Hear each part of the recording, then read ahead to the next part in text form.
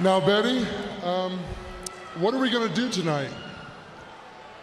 I'm gonna kick some ass!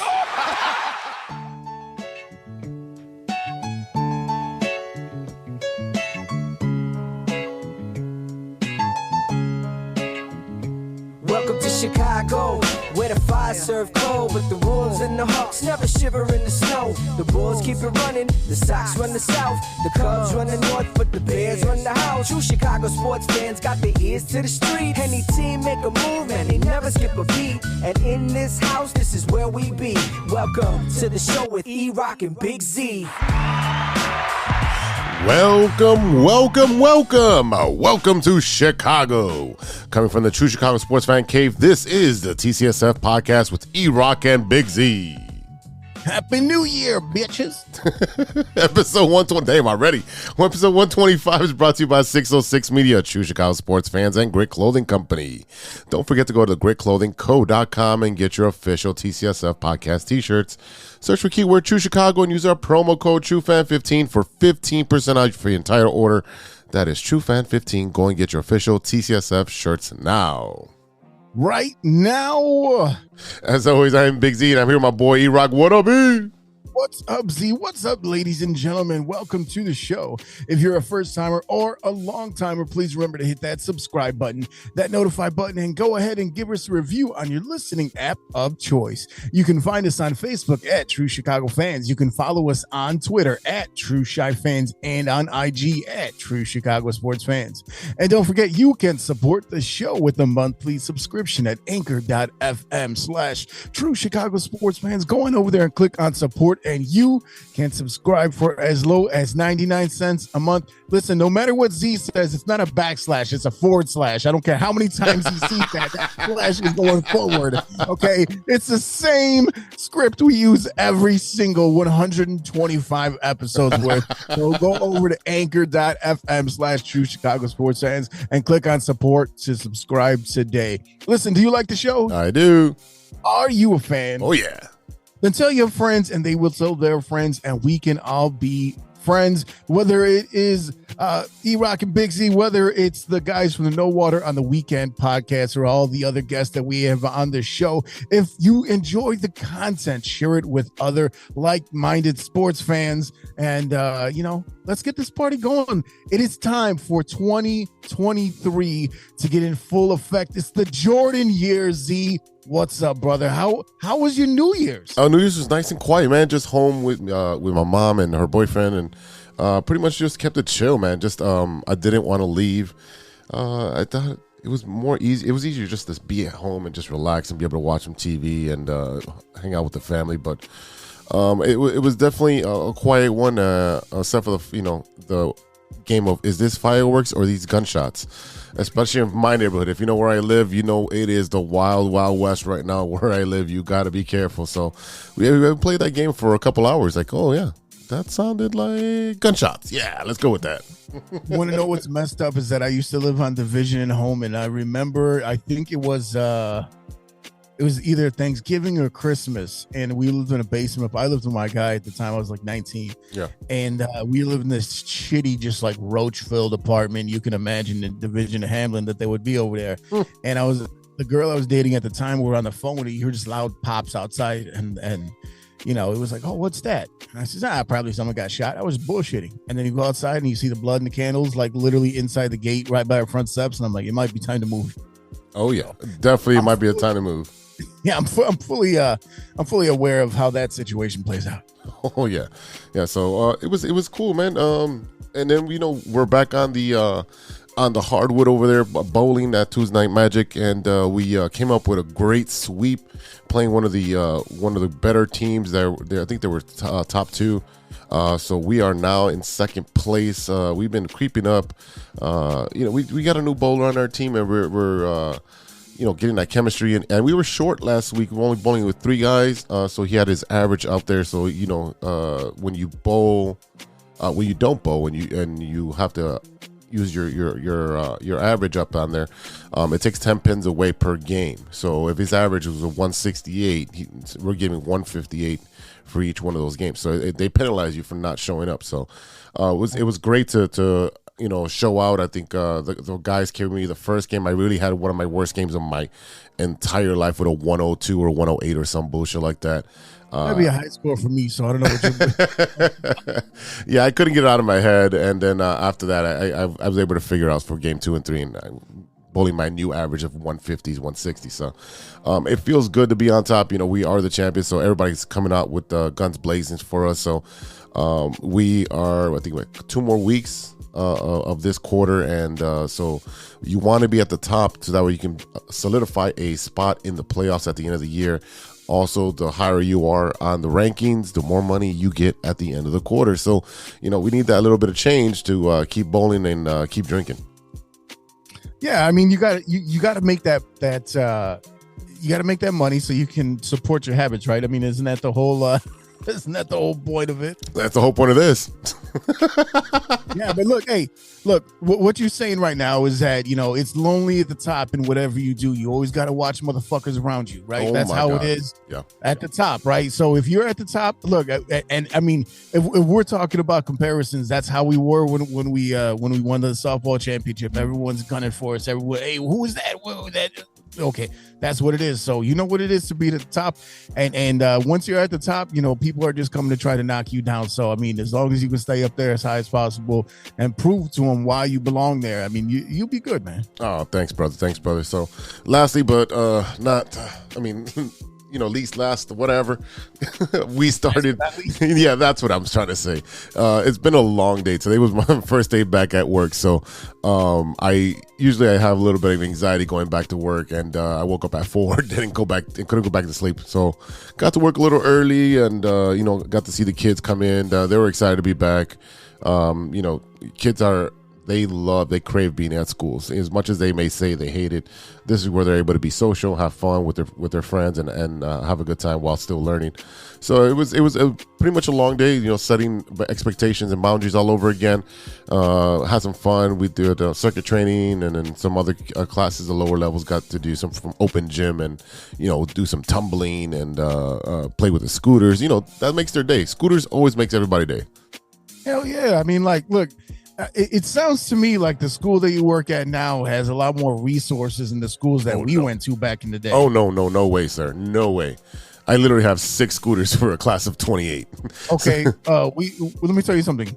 I remember our calisthenics and our classes where you had the gym and you had those rings that hang from the ceiling. Oh, yeah, the Olympic rings. A ladder. And then they would bring the ladder down and plop that in a bunch of wrestling mats, and you had to climb across that. Okay, that was it. That was the whole extent of it. So I mean, and then I remember floor hockey with the busted what's it called? Hockey sticks. Hockey sticks, yeah, the hockey sticks. Yeah, that, and I mean, like, that's what we did. So and this is again in the 80s and the early 90s. So. If I'm gonna age myself, that's where I'm putting it. So you got to think about even like nice shit back then would be garbage. oh yeah, there's 100%. I mean, I have the limited amount of space, and that's pretty much the issue, because we can come up with games and use whatever materials we got to make something fun. I can come up with shit on the fly. That's not a big deal, but it's just really we got big six big pillars in the middle of the lunchroom / gym that kind of hinders for what we can do. But hey, man, we make it work. The little kids are okay. It's more for the bigger kids. It's hard for them to do something with, we have a 11-foot ceiling, so it's hard to put a rim up there. Can't play volleyball because you hit the ceiling tiles. It's kind of frustrating. So you got to find different ways to keep these kids entertained. So how was your holiday? So we haven't been on air in a while. Yeah, I mean, we had the New Year holiday. Honestly, we just been trying to relax and like kick it at the house. Just take it easy. Watch a bunch of football. Do the family stuff on Christmas. We always go by my wife's cousin's house, so we just kind of did that. And New Year's, we just kind of hung out. We hung out at the house here. I got a pizza that took me like 3 days to eat because.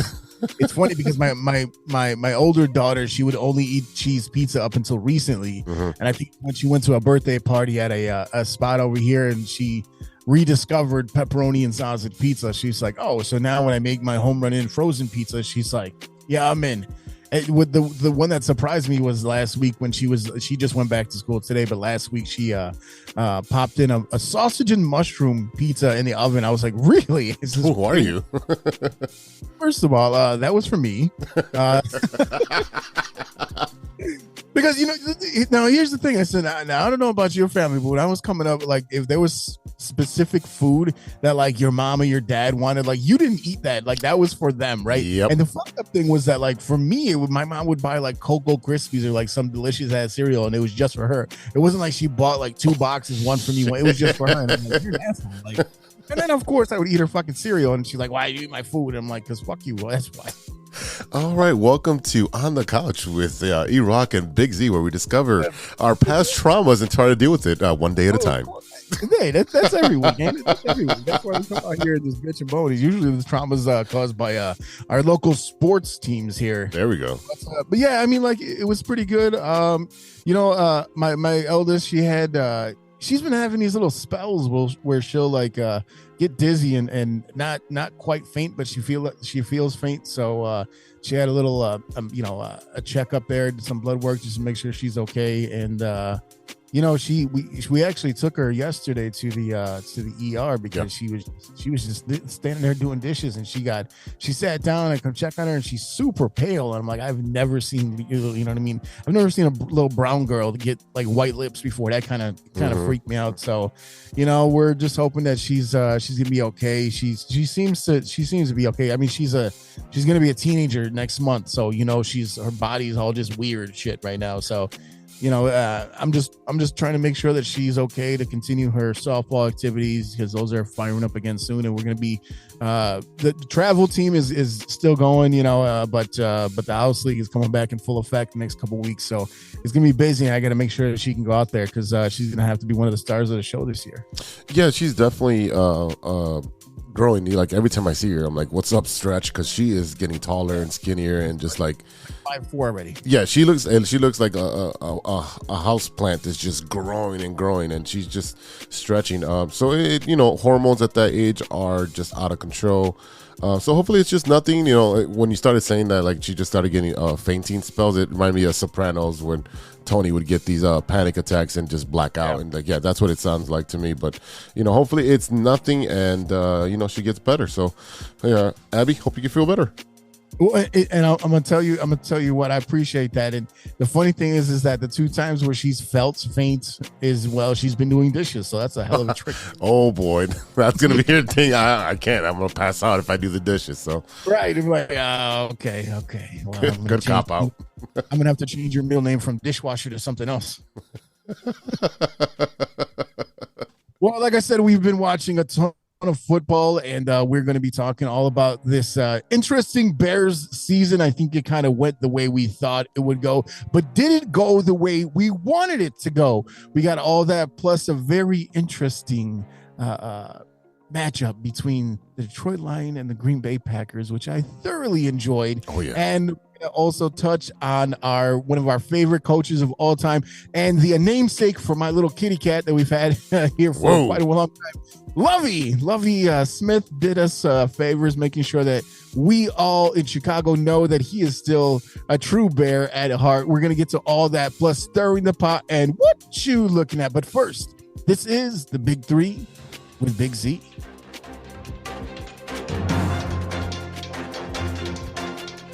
Thanks, E-Roc.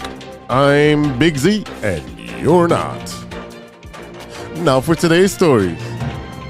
Story number 1, and this one is right up your alley, sir. That's right. It is Oreos, the one thing you love. The Oreos have come out with an Xbox series. So these cookies are not labeled, they're imprinted with these logos from the Xbox. So you'll have the controllers up, A, B, you'll have the Xbox actual symbol, the Oreo symbol, the X and the Y. So you're looking at the Xbox Edition Oreos. So they partnered up with America's favorite cookie, the Oreos, to create Xbox themed cookies, which are now available in 22 countries starting this month. The cookies feature 6 embossed designs like I just described, and they come with codes that unlock Oreo themed content in games such as Halo Infinite, Forza Horizon 5, and Sea of Thieves. And there's also a bunch of real world prizes that are going to be up for grabs. So you gotta start buying some Oreos and play some Xbox. I don't have an Xbox, but this is pretty fucking cool.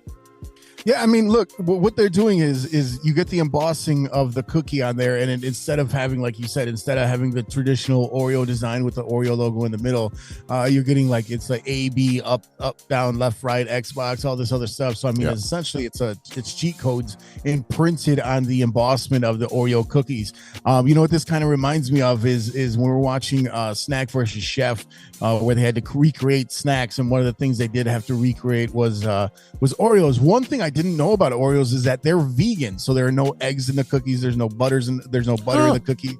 It's just oils. So the way that they make the cookie and the way they make the filling in there is very interesting. And this is right on par with Oreo, with Nabisco. I mean, they've been creating so many weird flavors of all these last couple years.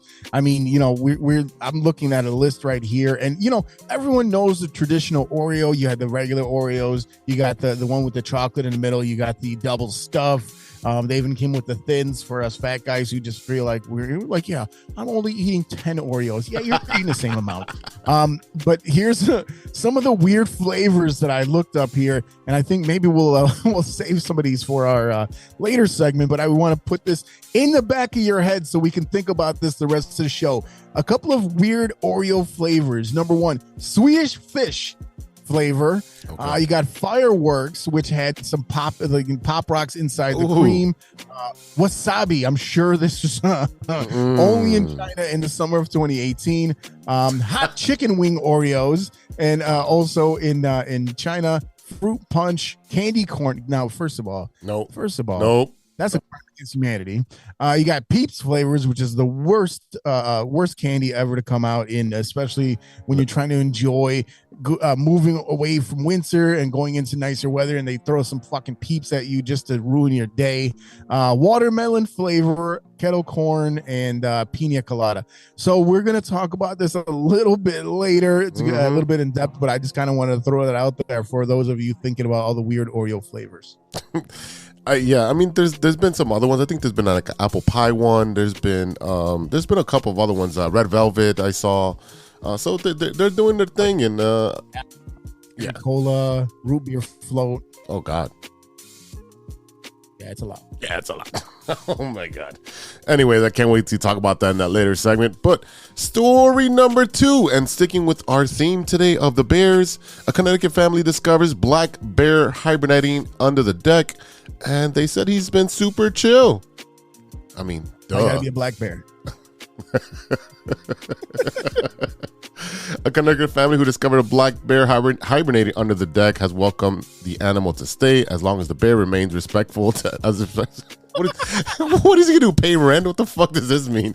A little over a week ago, Vincent Dashquek, sure, we'll go with that, and his girlfriend were in the backyard when the dog began to growl at something near the pool. Dashquek went to investigate, and he saw a big black bear staring back at him from underneath the pool's deck. I really didn't have a thought. I just kind of was shocked. Dashwick told Nextars WTNH. He was staring right back at me. I didn't know what to do. I just wanted to make sure my dog was inside and safe. Unlike other bears Dashwick has seen in the backyard, this one does not appear interested in returning to the forest. He says he's been super chill. I've gone out to check on him a couple times. He really hasn't moved. And they nicknamed him Marty. So he's pretty calm for right now, he said. Well, no shit. If he's fucking hibernating, he's not going to do anything. Here's my favorite part of that whole story as long as he remains respectful, because what are you gonna do to the bear that is no longer fucking respectful? What are you gonna do? Like not renew his contract? Like get the fuck out of here. That bear is gonna snap you up. Hey, Yogi and Boo Boo, you're gonna make a good lunch for the fucking that little puppy dog's gonna make a good lunch, man. Hey, there's gonna be a lot of bears gonna be sleeping under decks pretty soon when they get cut. Oh, that's true. All right, that's kind of unbearable. I know. Hey, let me tell you something. If you had a packer under your deck, you don't know what that guy's gonna do. And we'll save that for Boys Town. All right, story number 3, and we didn't get to this last week because it happened as we recorded, or a couple of days after we recorded. But we want to reach out to Bills Damar Hamlin and wish him a speedy recovery. He is back in Buffalo now. If you don't know, and you've been under some type of huge rock, Damar Hamlin had a cardiac arrest at the game after a hit on Monday night against Cincinnati. He had to be revived. It took about 7 or 8 minutes on the field to revive him, and he was taken to the hospital, and he's been going through a bunch of neurological testing and making sure that he's okay. So he's been breathing on his own now, and he's been communicating via Zoom with his teammates and family, and he's listed as stable condition, continues to make great progress in his recovery. The goal was to transfer him back to the Buffalo area, the medical center around there. So he's made a bunch of milestones on his recovery, and he's doing occupational and physical therapy already. He's already walking, and he's already tolerating a normal diet. So this is good news for something that could have gone so bad. And thank you to the staff of both the Cincinnati and the Bills, who were quick to act and provide CPR. I will say this is one of the most remarkable things I've ever seen, considering the fact, I mean, this man, and first of all, let's give a shout out to the medical staff for both, like you said, both the Bills and the Cincinnati Bengals. Is happening in Cincinnati, and this is one of those games that had so many implications behind it. You had Joe Burrow and Josh Allen facing each other for the very first time in their career, and you had implications as far as what's going to go on with the playoffs, seeding, all this stuff. So I mean, all eyes were on this game because that was really going to determine what happened in the upcoming playoffs. And 5-6 minutes left in the first quarter, Damar Hamlin makes a routine tackle on T. Higgins. He stands straight up, adjusts his helmet, and then falls back like a tree in the woods, and he's just out. So I mean, shout out to the medical staff. They performed CPR on him, and they needed the defib. They performed it on him for about 10 minutes, and 9-10 minutes on the field. Got an ambulance on there, took him to the hospital. They had to revive him again. And it seems like this was just some kind of weird thing where his chest just was hit at a weird angle, just at the perfect storm where, it just got him, and it caused his heart to stop. And, the first thing that you think of is just, you look at players that have collapsed on the field. You look at there's been numerous occasions, especially in basketball, where you see some young healthy kid just like collapse, and they had a large heart, and he dies on the field, and he's on the court, 17 years old. So I mean, like, the worst case scenario, you see Josh Allen in tears, you see everyone drop to one knee in prayer, and the way that the two head coaches came together and made the determination that, hey, we're getting out of here, we can't be here, we got to go and support our guys. So I mean, just the way that it was handled, I don't know if NFL handled it correctly, because they just sat there and waited forever to see what was going to go on, to see what, are we going to continue? There was word that came out that they had 5 minutes to warm up again after he was loaded onto the ambulance. But I mean, this happened, and an hour later they were still just loading him up. So there's no way that after watching such a traumatic event, such a substantial event happen on the field of play, that you could be expected to continue the play. And it got to the point where they completely decided, they said, you know what, we're not even going to continue the game. We're going to call it a no contest.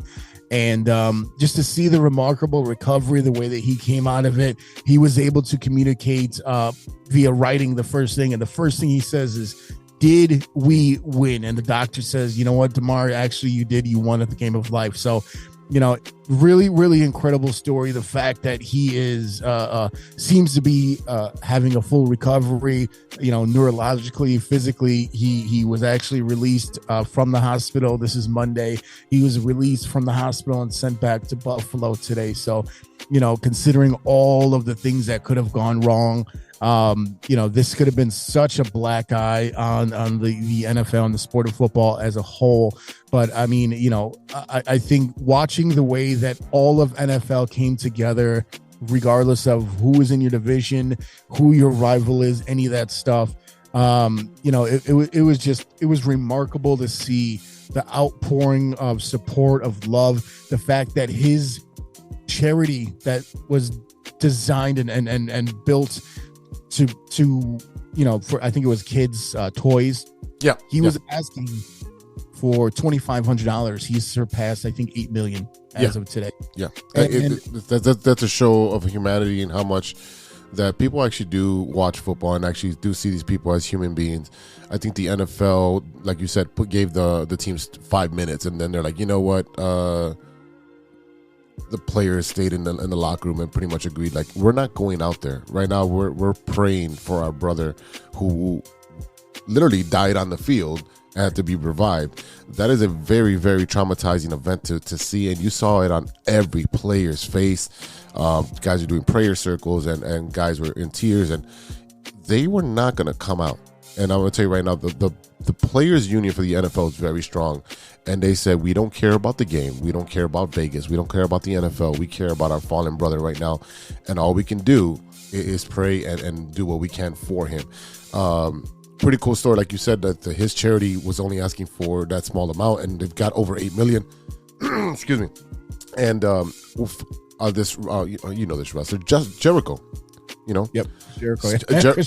Chris Jericho donated 10,000. I think it's $10,000. The first time he donated 5,000, and he misspelled. I think he misspelled his name, so he donated another 5,000 and with his right name. So, the outpour came from every nook and cranny in our community, in our sports community, and everybody banded together. And the right thing to do was to call it a no contest.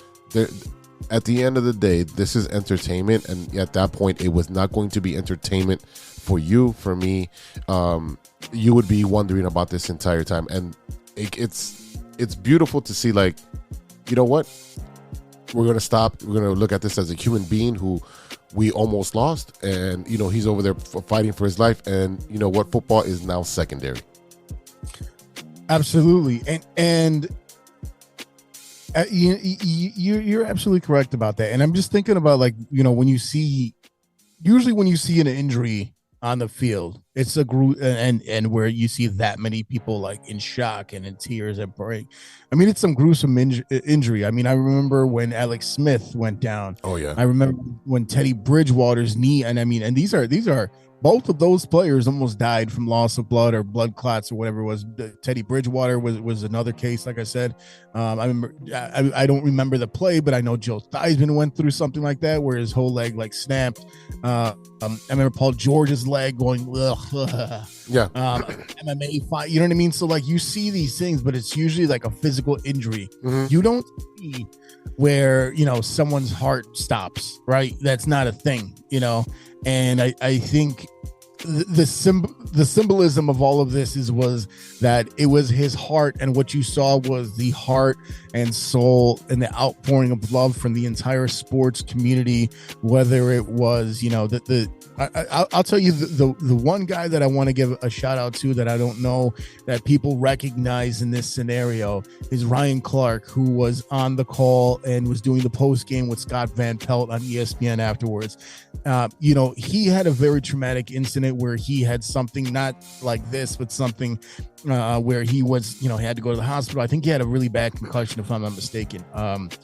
But he was in the hospital and guys were showing up and all that stuff. And so you could see the sincerity and the tears in his eyes and then welling up and all that stuff when he was talking about, what was going on at that moment. And we're talking about, an hour and a half after watching a young man, and they didn't know if he was going to live or die at that point. So I want to give a shout out to ESPN, the way that they handled the situation, Ryan Clark specifically, because Scott Van Pelt, he's in a class of his own, the way that he deals with things. But just to see a former NFL player recognize the situation and understand how to provide commentary that was thoughtful, that was emotional, that was informative, and that was, a calming force of nature for a lot of people who are swimming in uncharted waters at that time.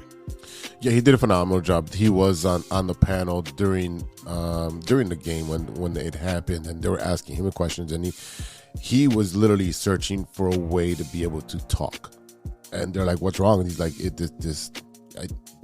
it brought back so much emotion from his injury and what he went through. So he understands from a player perspective. He understands what it is to put your body on the line week after week. And at any point, any one of those guys can have a freak accident. And fortunately for everyone that was watching, fortunately for him and his family, DeMar is okay, and looks like he's on the road to recovery. Will he play in the NFL again? I don't know. I don't know if I wanted to, but on the high note, the Bills are paying his full salary, even though he was placed on IR. They came and talked to the players union and the NFL about circumventing the rule, and they're going to pay the rest of his salary for the year, which is the right thing to do. And the thing with it, the thing that people don't realize about DeMar Hamlin is that he was not a starter. He was actually a backup who came into the game around week 4. So, and he took over that spot. So this was his year to shine. A young man, 23, 24 years old. So, like I said, just the fact that we're sitting here talking about his recovery. And look, I know that the entire NFL world is breathing a sigh of relief, not just because that he is recovering, but now moving out of week 18 and into this playoff schedule where we're going to have a jam-packed weekend of football coming up. That I just don't understand, or I don't know how they could possibly sit there and play after someone dies on the field, right? That's uncharted waters. So, I'm really glad that the kid's going to be okay. And I will tell you this, as far as him wanting to get back on the field, the fact that the first thing he said was, did we win? And then remarkably, on the first play of the game, when the Bills are playing against the Patriots, they take it back to the house. Nyheim Hines took it all the way back, opening kick, return for a touchdown. And I was listening to the presser earlier with the doctors disclosing that, yes, we're going to go ahead and release him so he can go back to Buffalo. Because remember, this all happened in Cincinnati. Right. They came out there and says there were alerts and there was all this stuff going on in the ICU because he was jumping up and down when they returned the ball. So I'll tell you this, I really hope that, as far as his health goes, I hope that this was kind of just a freak thing. And I hope that the decision for him to either return to or, no longer continue playing football is his and his alone, and has absolutely nothing to do with his physical health. Can't say it any better, E. All right, ladies and gentlemen, I'm Big Z, and that's news to me. We'll be right back after a word from our sponsor.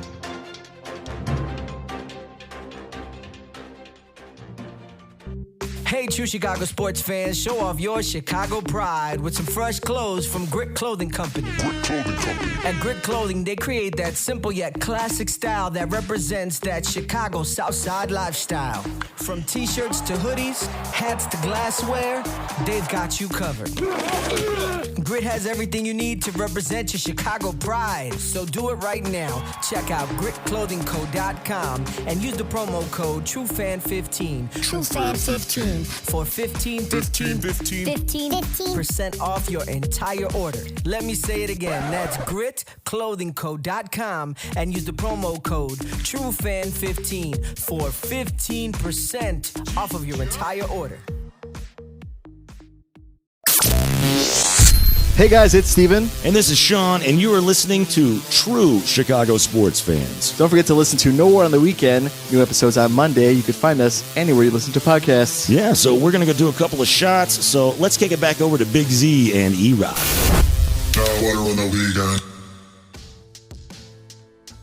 Welcome back to the TCSF podcast with E-Roc and Big Z.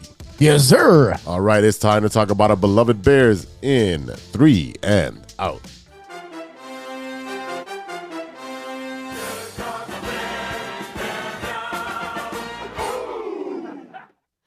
All right, E, the conclusion to this chapter of the 2022 Chicago Bears it's here. The conclusion of the season is.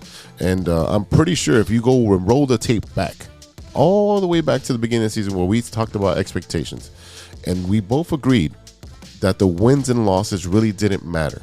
What mattered was to capitalize on Justin Fields' progress, making sure that he's healthy at the end of the year without any injury. And we talked about trading some people. We didn't talk about Roquan getting traded, but we did talk about the defensive lineman, Robert Quinn getting traded because he was on so many sacks, and they could have maximized on what they could have got for him. They got something for him, but not everything. And then, we looked at the roster and looked, there's not a lot of talent here, so we expected a lot of losses. So I don't know, but we had a crystal ball and we kind of projected it. So we're just going to say we told you so. Let me tell you something, Z. The Chicago Bears are number one. Oh, yeah. That's right, baby. Listen, I think, like I said a little bit earlier, our good friend Lovie Smith has once again proven his absolute and undying love for the Chicago Bears, because for some unknown reason, he went out and actually tried to win a game that cost the franchise the number one overall pick. And at the very last minute, on like a fourth down Hail Mary play, the Texans managed to get a touchdown, and then they went for two to win the game against the Colts, who are absolutely terrible as well. But that dropped the Texans down to the number one pick and awarded the Chicago Bears with the number one overall pick in the 2023 draft.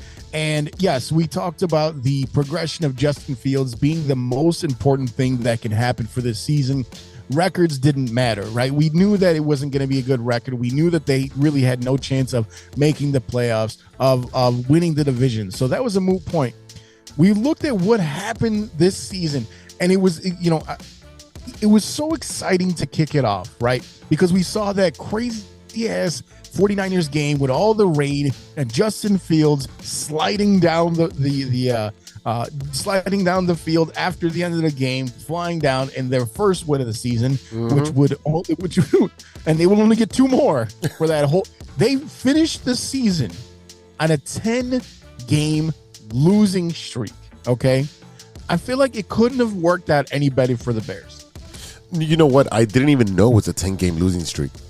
10 games, sir. I like, until it was mentioned yesterday, I had no idea it was 10 games straight. I was like, wait a second. Yeah. Oh, yeah. Yeah. 10 games. Wow. Way to tank. And you know what? The person you really have to thank out here is Ryan Poles for making those moves, not re-signing, our dead weight receiver. I don't even want to mention his name because he's not even playing well either. And what you have? He got hurt. Allen Robinson got hurt. Let me tell you, the Rams are probably the worst defending Super Bowl team of all time. To be fair, everyone was hurt on that team. Everyone. Everybody. And if you don't remember, last year they did it by hook or by crook. They got Stafford away from the Lions, right? They got Von Miller. Von Miller, right? They had Odell Beckham. They had all these guys, and they won by hook or by crook, and they put together a team just like the Yankees do every year. They put together a team that managed to click at the right time. They got hot. They beat the upstart Bengals in the Super Bowl, and they got it done. This year, you got half of those guys are gone. You got Von Miller, who went on to Buffalo and then got hurt, so he's out for a while. You got Matthew Stafford, who they were like, oh, you're kind of hurt? Okay. They brought in Baker Mayfield, who got traded to Carolina and then released from there because he was not playing, right? So that was a great move for him. He comes in and right away, and he's a gunslinger. I remember he was there for like a day and a half. He won the game. I don't remember who they were playing. And then he comes out. It was like Monday Night Football, Sunday. I think it was Monday Night Football.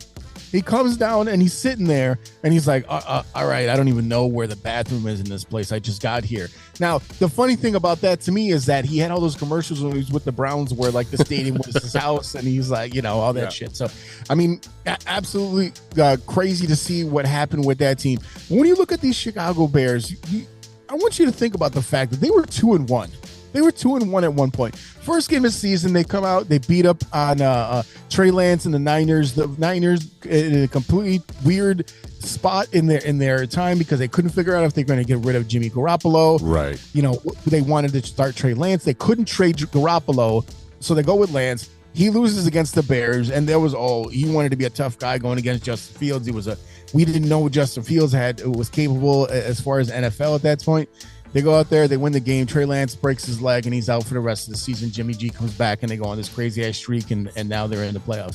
They lose in week 2, 27-10 against the Packers. All right, fine. No surprises there. Right. Week 3, they win 23-20 against the Texans, which is why I don't understand how the Bears have the number 1 pick when you've beat that team this season. But whatever. Hey, look, Lovie stays doing the Bears favors, okay? And then they move on. They play against the Giants. They lose 20-12, right? That's a 1-score game. You got an 8-point game, right? Yep. To get touchdown, 1 conversion, right? Go to week 5 now. Bears and Vikings. Vikings right now, number 2 seed, number 1 seed in the NFC. Yeah. They lose 22-29. Another 1-score game. It's a touchdown game, right? Yep. They play against the Washington Commanders and another former Bear with Ron Rivera. 12-7. Bad game. I mean, on both sides of the ball. It was just a bad game overall. And then they go on Monday Night Football and they get their final win of the season, beating the shit out of the Patriots 33-14. I love that one. I love beating the Patriots.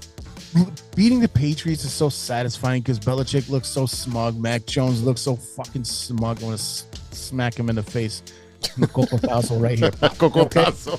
Okay. So, I mean, but look, you look at where we're at right here. Okay. We got 1, 2. This is like a 3-3 team right here. Okay. 3-4. 3-3. And then they just say fuck it and just lose every other game. I mean, but if you look at the next couple of games, they played the Lions. They lose 31-30. A very winnable game. So let's not jump ahead because the next game that I didn't see, I missed this game, was the Bears and the Cowboys. Yeah. And this is where we saw, you got to remember, is that week between the Commanders, which was a Thursday night game, and the Patriots, which is a Monday night game, there was their mini bye. And they decided, hey, Justin Fields has 2 of these things that work way better than anyone else on our team, and they're called legs. Let's see if he knows how to use them. And all of a sudden, they went nuts, right? That was that Bears and Patriots Monday night game, the national game. For some reason, the Bears had a national game, was the coming out party for Justin Fields, right? They go and play the Cowboys, and they get beat pretty soundly. But we're still talking about a high score for the Bears, 29 points when they hadn't done that in forever, right? 29-49, Cowboys on fire at that time. Playoff team. You get your ass beat pretty soundly by them, okay? Yeah. And I would think what that tells you at this point is like, okay, we know we can score. That was the biggest issue with last year's team with Matt Nagy, with Andy Dalton, with not knowing what to do with Justin Fields, with Allen Robinson quitting on the team, with not knowing what's going on with Cole Kmet. They could not score above 19 points a game. This year, they figure out that Justin Fields can run. Boom. 33 against the Patriots, 29 against the Cowboys, 32 against the Dolphins, 30 against the Lions, 24 against the Falcons, right? They're just not winning these games, okay? Dolphins and Bears, 3-point game, playoff team. Lions and Bears, 1-point game. Lions barely missed the playoffs. Yep. Falcons, 3-point game. They went on this little streak right here of just coming down to the very end and just not being able to pull it out. Yeah, and then it made the games exciting because you're like, all right, Justin, can he do it? Can he do it? Can you bring us back? Can you be the guy that we saw with Peyton Manning and Tom Brady? Don't give him any time to come back. And yeah, you saw those guys, those gunslingers that they have that intestinal fortitude. Like, oh, you gave me a minute and a half. Oh, I'm gonna march down the field and score on you. And you started to see Justin get that timing down with some of the receivers. You started seeing him use his legs and say, all right, 1 read, 2 read. Oh, no offensive line, got to run. And you saw him make the defense stay honest because they know that he can run, and he can run really fast, and he's a big dude that can stiff arm you, as he showed a lot of NFL teams. You saw the progression of this kid go from, oh, I'm going to stay in the pocket and get sacked because I'm waiting for my receivers to run their route, but they have no separation. So I'm waiting, I'm sacked. He's like, you know what? I got to do something better. I got to put the team on my back. And you saw that in that 4-game streak where they're putting points on the board. And they were very competitive until the fourth quarter when you saw the difference between having a lot of talent on their team and a lot less talent on our team. We have a bunch of rookies, second-year guys who are trying to prove themselves to stay on this team because I would say 70% of this team will not be here next year. As far as with the draft, with the free agency, and there might be some trades. So there's going to be a lot of guys turned over, and you're going to see that talent level rise because they're going to want to play with Justin. People are going to want to play with Justin on the offensive line. We need to secure the offensive line, but the offense is going to be able to score more points. And if you give him an offensive line that can protect them and not let a team take a cheap shot on him, like they do for Mahomes or Aaron Rodgers or Tom Brady, where you can't be touched, look out. We might be scoring 30 to 40 points a game.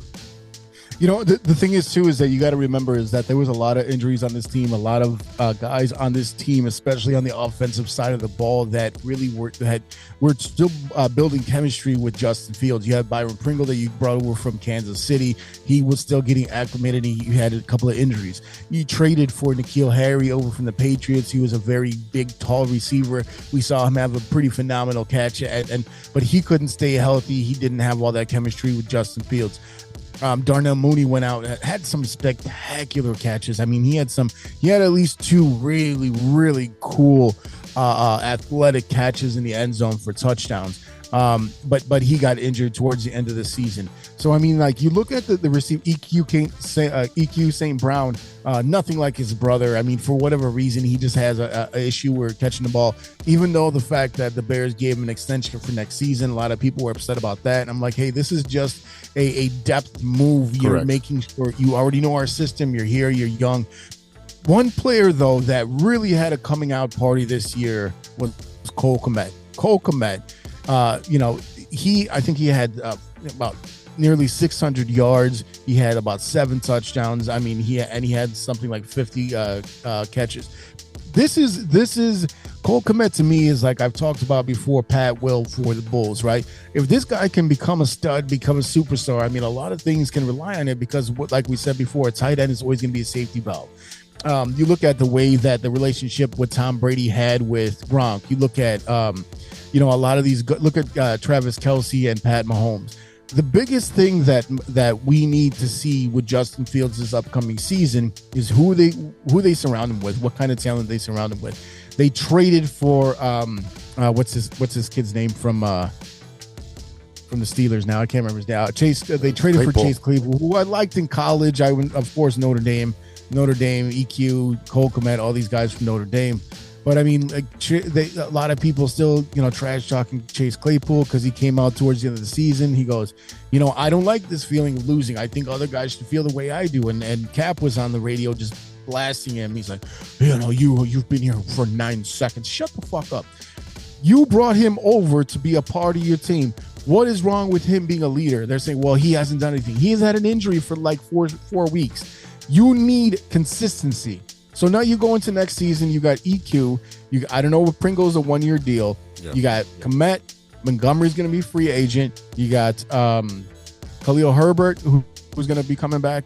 You have some pieces there, but they really need to work on this offensive line. That's gonna have to be done through the draft, because there's not like no team gives up really good offensive linemen. It does not happen. Okay, they tried a bunch of different things. It just didn't work out. Tevin Jenkins is going to be a stud in this league. You see the way that he's a people mover. He's doing really well.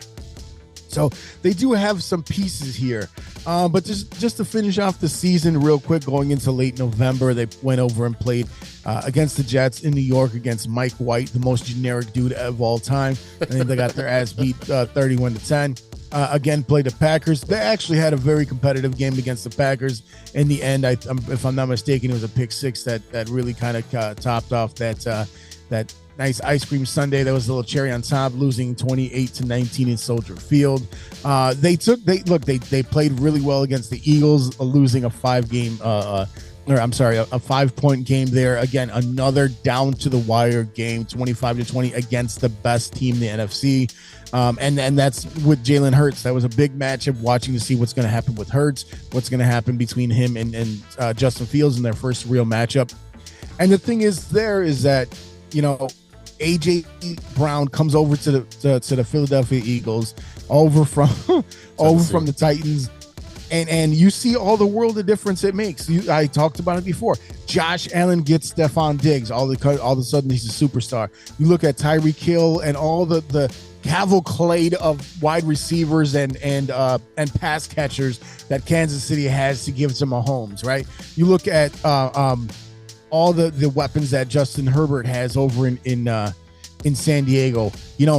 Teams that play well, young quarterbacks that play well, have talent around them. The Bears did not provide that for Justin Fields. I saw a lot of criticism about Justin Fields this year. He's a running back. They should use the number one pick to get one of these quarterbacks. Blah, blah, blah. You big dummies. This is the first time in his high school and his college and his NFL career that he's had to run that like that, because that was the only option. If your receivers are not getting open and you're about to get murdered, you're going to run for your life. Justin Fields was sacked over 50 times. I believe it was 55, 56 times this season, surpassing the high benchmark that was set by Jay Cutler a few years ago. Okay. Finishing up the last three games, Bears lost pretty big against the Bills in a game that I really needed Justin Fields to win because I needed it in my fantasy. But that killed me. So they lost 35-13. They got just completely walloped by the Lions, who proved that the Lions, at least this season, were for real. Unfortunately, they did not make the playoffs, but they did profess their love for Aaron Rodgers and making sure that he had a parting gift on Lambeau Field. Bye-bye. Go home. Really sad. So, and let me tell you something. If there was one team that was going to knock off Aaron Rodgers and it wasn't going to be the Bears, the Vikings are so fucking generic to me that I don't care about the Vikings, right? Yeah. Like the Vikings, the Vikings are the little brother of the Packers, right? The Bears are like that like Uncle Eddie cousin, like, oh man, one day, Clark, hey, could you buy this dog food for the kid? But the Lions, right? This scrappy, like crappy forever team, and Dan Campbell, this big monster, and like literally every other player that's ever played in the NFL decided to become a coach is on that team with Terry Glenn and all these guys on there, right? I think they have Deuce Staley's on that staff. Yeah, he is. And Aaron Rodgers was like, well, we can't lose to that team. Oh, guess what, motherfucker? He lost to that team. And it was so sweet to watch him and Cobb walk off arm in arm off. And I'm going to go do some ayahuasca. Yeah, so anyway, last game of the season, yesterday, Vikings beat up on the Bears. No surprise there. But, I think what you looked at right here was what we call the absolute perfect tank job. You saw Justin Fields come out and show some talent. He shows arm talent. He shows leg talent. He has that sidearm throw because he's a baseball player. He's got escapability. What they need to do now is build a brick wall in front of him.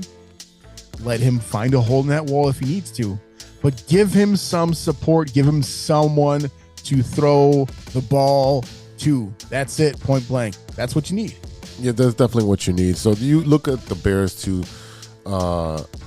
address these needs. And there's a lot of holes. So there's so many holes on the Bears. And like I said, a lot of these guys are not going to come back. We talked about Pettis not coming back. St. Brown got renewed. And like you said, that's a deft move because he knows the system. And you're trying to see if maybe it'll click for him like it does for his brother. His brother's a phenomenal player up there in Detroit. And you're looking at what we have as far as a backup quarterback, Nathan Peterman, that he shouldn't be back. Nathan Peterman was the name from the guy from Seinfeld, Elaine's boss. No, nothing. no, like nothing.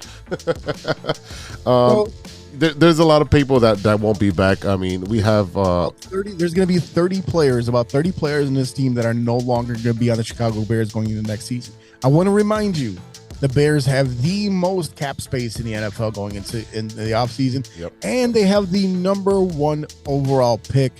You could not be in a better position for a team like the Bears, who really need to rebuild, who are in the process of doing so, who brought in very generic Eberflus. They brought in Ryan Poles, the former Bears draft pick.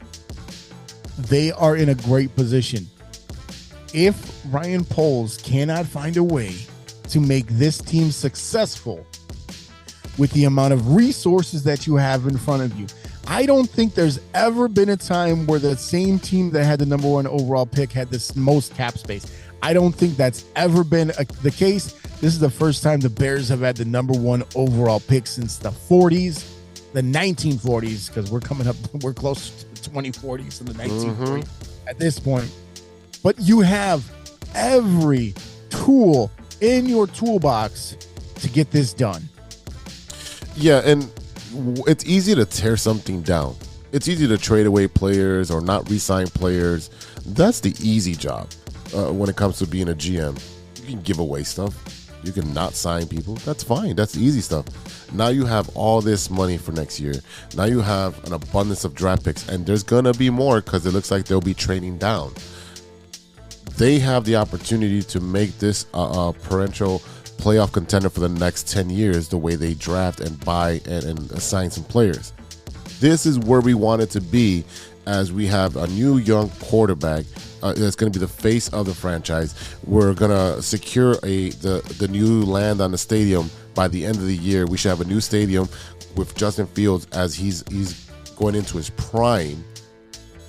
This is the spot right now. This is the spot for Ryan Poles to earn his money, because right now what he did is he cleared out the trash out of the porch. You know, all that crap that's been sitting in your porch forever. He's like, no, gotta get rid of all of this. I don't want to look at it. Just dump it all out. Now, what are you gonna do with that room? What are you gonna build there? And you got to build something for the rest of the future. And it's not like he got rid of bad players, right? Cleo Mack was going to be a free agent. I don't know about that. They gave him a nice little contract, so they traded him over, and he was injured last year. He had something like 7 sacks in 8 games. He got injured. He's out for the season. Allen Robinson went over to the Rams and did whatever. I mean, like, I forgot he was even on the team because they got so much talent over there. Cooper Kupp was the other guy that they were missing in LA, which really hurt them. They traded Robert Quinn. And Roquan Smith was very upset about that. Our friend that took a picture with us, Roquan, and then he gets traded to the Ravens, right? So I mean, Ryan Poles had a very clear direction in which he wanted the Bears to go. I wanna put this number in your head, and I want you to remember this number for the next couple months. 580 2300. Oh. 119. Okay, let me start this again.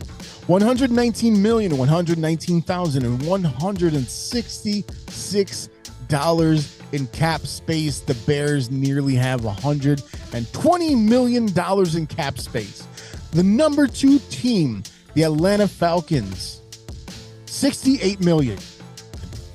That is damn near double the amount of cap space for the next team. Okay, there are a lot of really good players coming up in free agency. like I said, David Montgomery is going to be a free agent. He was at his locker last night crying. He's a very emotional guy. It was almost like he was taking photos on the field, almost like watching KB, when he was getting traded from the Cubs, taking his photos. But you look at, I'm going to take a quick look at some of these free agents. Number one, Lamar Jackson.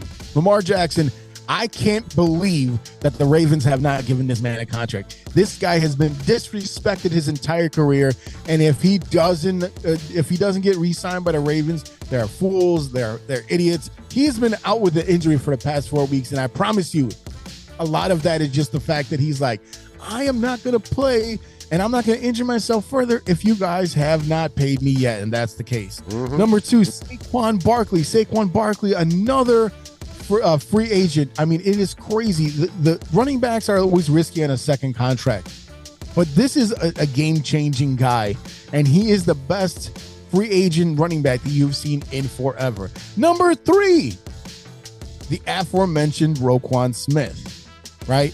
So if you really wanted to, you could do what every Cubs fan thought was going to happen with Anthony Rizzo all those years and re-sign Roquan in the offseason. More defensive players. James Bradbury is going to be off of the Eagles. He's going to be a number one. He is a number one corner in the league, and somebody's going to pay him a lot of money. I wouldn't be opposed of the Bears going after him. I know that they have some faith in the young secondary, but I mean, there's no reason not to get better. Javon Hargrave is another guy from Philly that is going to be a free agent, but Orlando Brown. Yep. Orlando Brown, offensive tackle, currently with the Kansas City Chiefs, going to make another playoff run. There's a lot of debate on whether or not he should be a left tackle or not, but he is a great tackle. He's only allowed 4 sacks and 38 pressures this season, and he's been playing on a tag this year. Overall, he's allowed just 11 pressures and 2 sacks over the last 8 games. And he is so important to Kansas City that, again, they would be absolute fools to let him reach market. But it's possible, and with the amount of money that the Bears have in that back pocket, there is a definite possibility that they could go after him. One more interesting name that I want to put out there: Brady is a free agent. There is a Jesse Bates from the Bengals is also a free agent, but a very interesting name is Tony Pollard. Yes. The back in Dallas right now. And imagine you get your hands on a guy like that, right? You have a guy that knows how to run the ball. He's a dog, right? If you pair him up with Khalil Herbert, that would be impressive to me. You also need a third back just to kind of have a change of pace guy. But I mean, like, if you can pull off bringing in someone like Tony Pollard, Orlando Brown, and hey, maybe going after Roquan, bringing Roquan back, I wouldn't be opposed to that whatsoever. Yeah, I definitely was looking at the list that you're looking at, and I'm like, Tony Pollard, I didn't know he was going to be a free agent.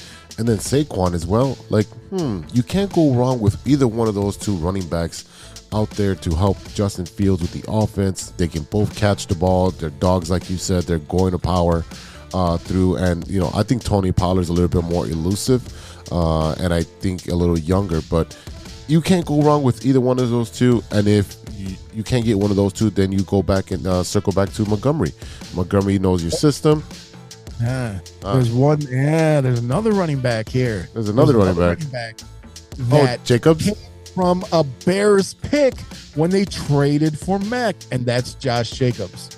I mean, I would love that because he's on my fantasy team. So it'd be great to have Josh Jacobs.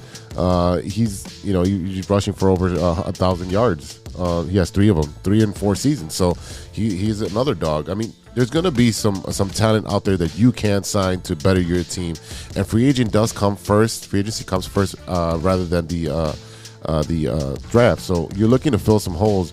Why not be able to get your left tackle or the best tackle? He's only 26. He's going to be 27 next year. That's the prime of his career. You're looking at getting one of the 3 top running backs that produce over 1,000 yards that are going to be available. Why not? What you want to do is stack all the talent you can in free agency and then fill the rest with the draft, and then you can probably make some trades to get some players that may have not been available at the time, but now that you have all these draft pick, this draft capital, you're going to and cap room, because you can probably take on a contract from someone else who doesn't have cap room, who is going to be strapped for cash. Absolutely. And I think the most important thing, and I think me and every other Bears fan and every other NFL fan in the world can agree that the most important thing right now is just making sure that you protect Justin Fields. Another player out there is Mike McGlinchey. Mike McGlinchey from Notre Dame. I love my Golden Domers. 27 years old, has been playing very good with the 49ers.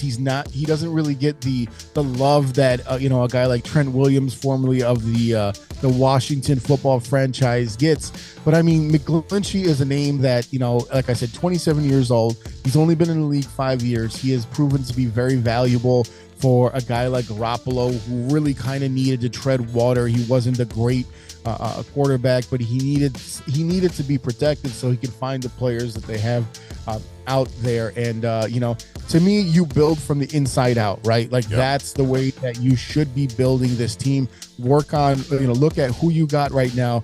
You got Tevin Jenkins. If you're able to get some of these high-end free agent, like I said, offensive linemen do not hit the free agent market that often. They usually get a tag or something like that. So it'll be really interesting to see what kind of moves, especially Ryan Poles, being a former offensive lineman, you should know the what it takes to perform well in the NFL. You should be able to recognize technique.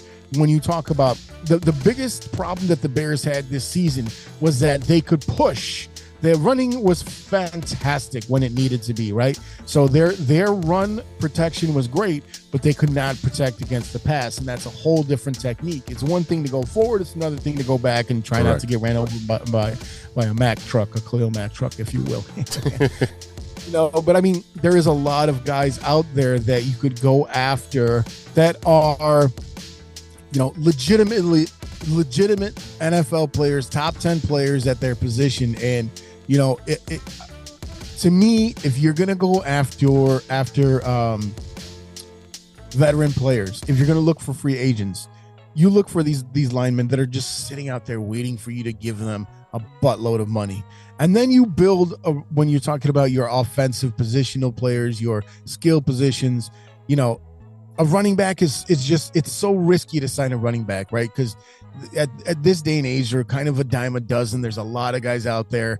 I think they're the kid from Illinois coming into the draft. That you can always do. Wide receivers are kind of nice to see him shift around. There's rumors out there about the Bears going after Devontae Adams because he's not happy with going on with the Raiders, with the Raiders and all this stuff, with Derek Carr and David Carr going nuts on the Raiders on NFL Network. But look, skill position, you can take a shot at a wide receiver. You got a couple of young guys that are reclamation projects, whatever. Hey, let's see what you got with a full season, with a full year of Luke Getsy under his belt, having a full year of being an offensive coordinator after watching his former offensive coordinator crash and burn in Denver, which, I can blame that on Russ all day because he sucked all year. What a shit show. I mean, he was fucking awful. I mean, like, I feel, imagine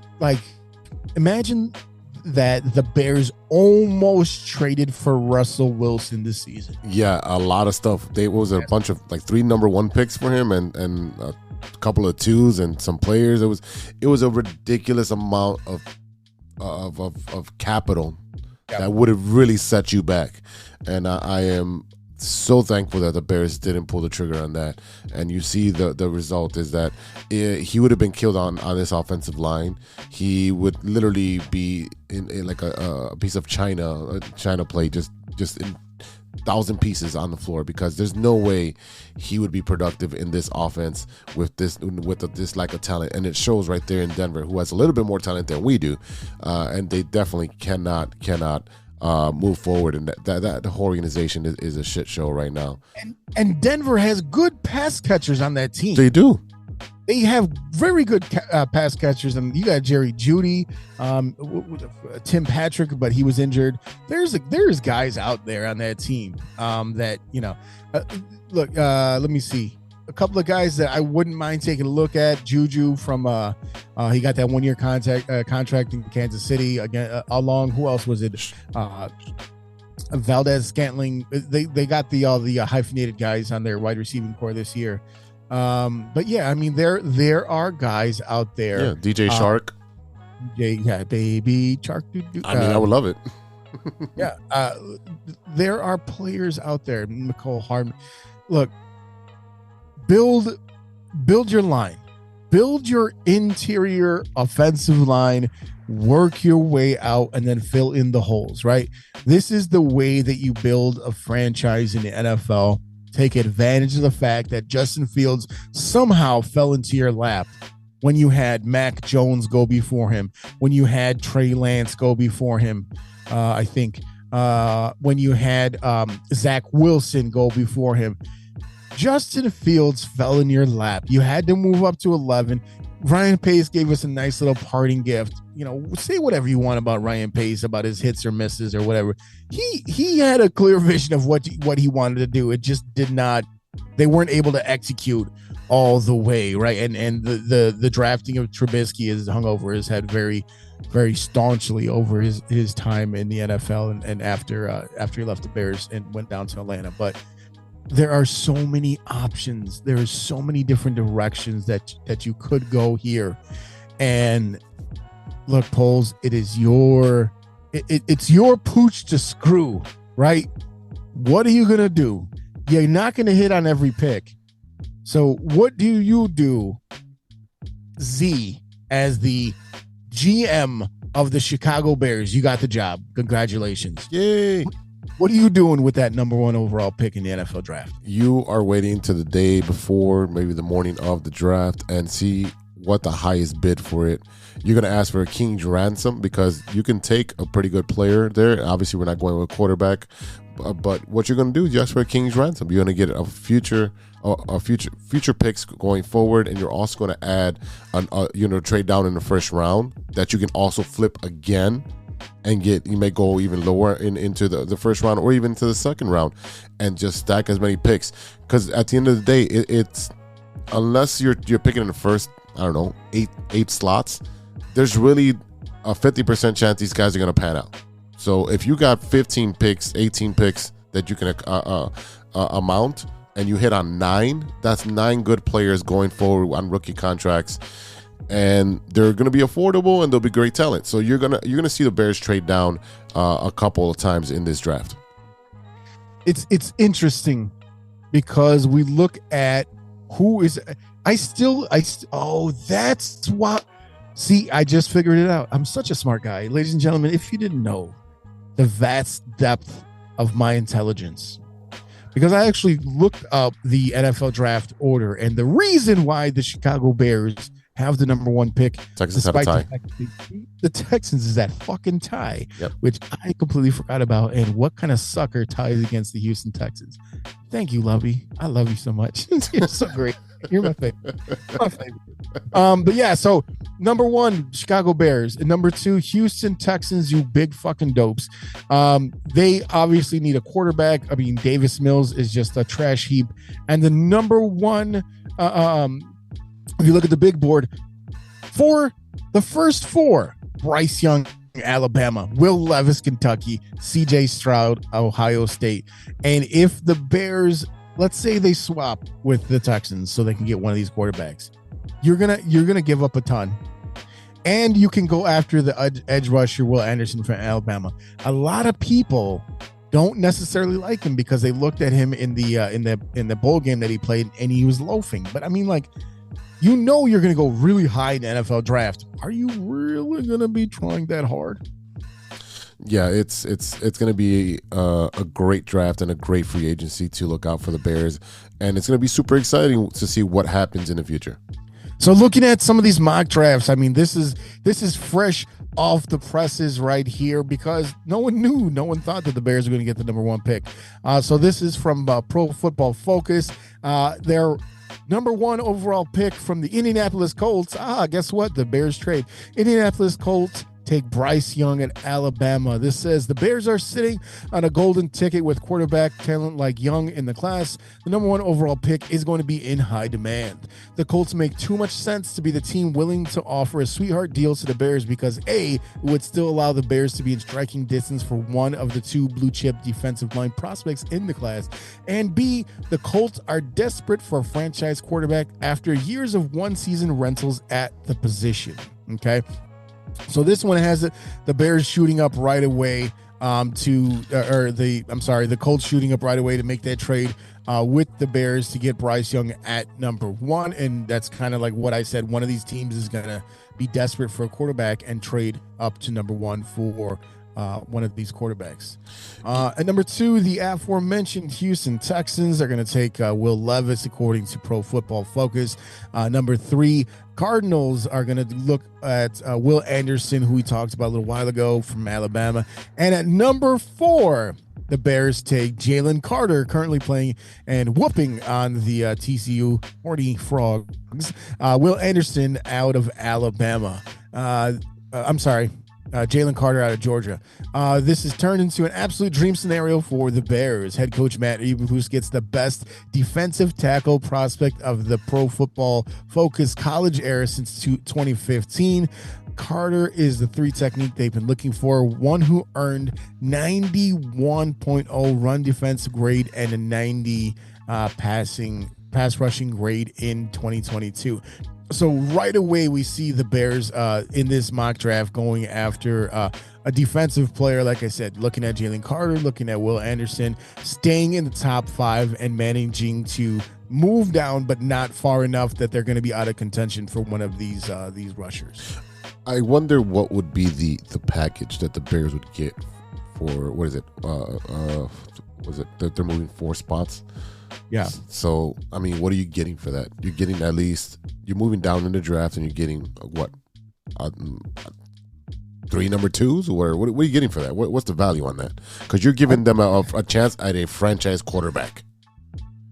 Right. And I mean, like I said, I mean, this is just this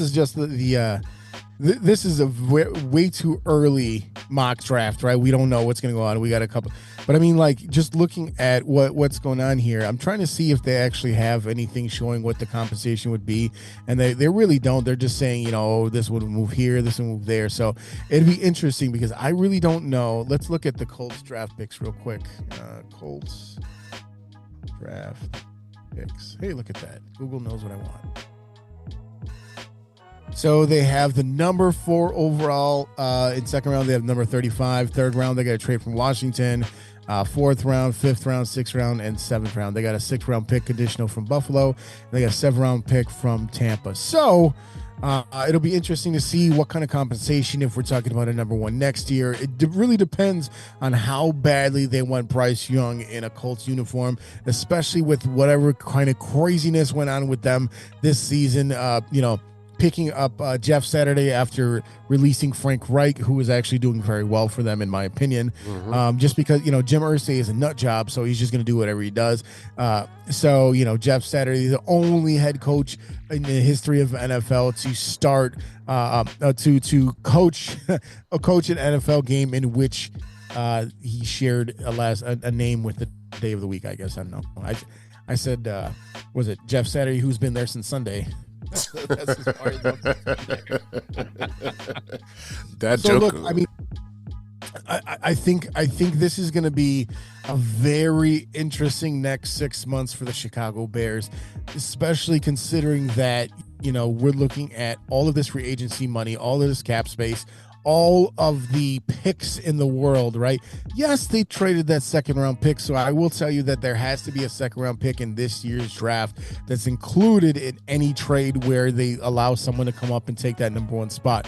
One thing that I thought was very interesting regarding the Chicago Bears that came up today was there are artist renderings of what could possibly be a renovation for Soldier Field. The guy that put this together is a guy that is well known in the architecture world and is well known for redesigning and refurbishing stadiums. The renderings look beautiful. I mean, you don't have a dome or over Soldier Field, but you have a really nice concourse. You have your betting, whatever your casino, your off-track betting, or I don't know what the hell they call it. Your sports book. There you go. Just like the Cubs have, just like the Sox are putting in. You have a lot of different things that they're showing, in a family area, blah, blah, blah, blah, blah. But you still have shitty parking. You still have cold ass weather right by the lake. You still where it chills your bone, where, the pee freezes before it even gets out of you. You're walking around with a frozen bladder. I don't see any way, shape, or form where the Bears are not playing in Arlington Heights in the next 5 years. You can pretty much book your ticket right now. They're going to be in Arlington Heights. There's no way that you want to go into this new Bears era without a stadium and a venue, a bunch of venues on a property that you own to make money on a 365-day schedule, right? They're one of the few teams that doesn't own their stadium. So they lease the stadium from the Park District. So they only get revenue on 10 games, including the preseason. That is not enough for a franchise that wants to continue to build and move forward and be considered one of the powerhouses, especially being one of the franchise teams in the NFL, one of the original teams. We're done nickel and diming. The Bears are a hot commodity. They're the number one team in the city. No matter what side you cheer for on baseball, everyone is a Bears fan. The Bears are number one in the city. Why not have your beautiful, tremendous stadium that we can build, along with the facilities on the outside, the sports books, the hotels, the restaurants, have a whole complex out there? Why not have that? I'm sick of having, just enough. Just enough. I'm looking at these renderings. They look beautiful. The renderings look beautiful. But at the end of the day, where are the Bears going to play for the 4 years that's being constructed? Well, yeah, they're not going to play in Illinois like they did when they were rehabbing Soldier Field. I want people to realize this team with no stadium, with no land. They don't. All they own is the land where Hallis Hall is, right? Yep. They are still the fifth most valuable franchise in the National Football League. A team without a stadium, without a venue. Cowboys, $8 billion. Billion with a B. Patriots, $6.4 billion. Cowboys are that much higher because of that stadium. The Rams with that brand new SoFi. Brand new SoFi Field Stadium. That thing is gorgeous. Yep. $6.2 billion.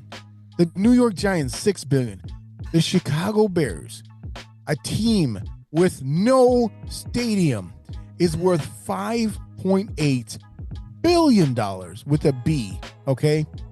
If that doesn't tell you, and one thing you have to remember about the Chicago Bears is that, yes, they are the charter franchise of the NFL. They've been playing the Green Bay Packers since like 1684, right? The Pilgrims used to wear orange and blue, right? We know how old this team is. We know what their significance is to the NFL. You can't have them not have a state-of-the-art stadium.